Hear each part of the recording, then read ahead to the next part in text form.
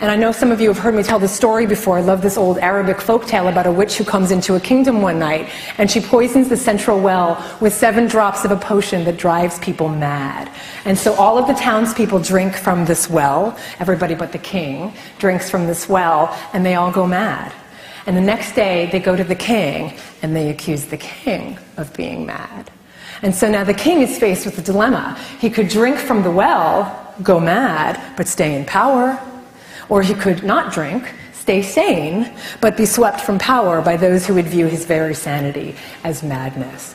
And though the stakes may not be as high as in this story, I think they feel that way. To many people, I think many people may not lose their kingdom, but I think they're afraid of losing their social status. They're afraid of losing friends. They're afraid of losing their comfort level. And all of these things may be valued as high to an ordinary citizen as a kingdom is to a king, right?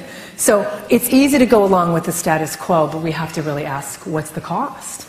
I've heard people say that they would be vegan, they would do it, or they do it sometimes, but they don't do it all the time because they don't want to make anybody uncomfortable, which sounds really noble on the surface. How noble of you to not want to make anyone else uncomfortable so that you don't reflect your own values, so that you don't upset anybody else.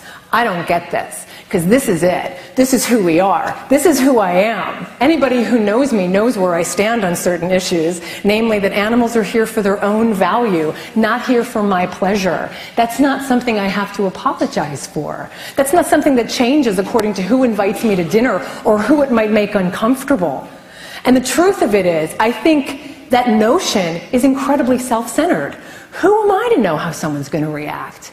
Who am I to deny them the chance to show me that they care about me by saying, I'm vegan, members and coworkers, and we don't give them the benefit of the doubt.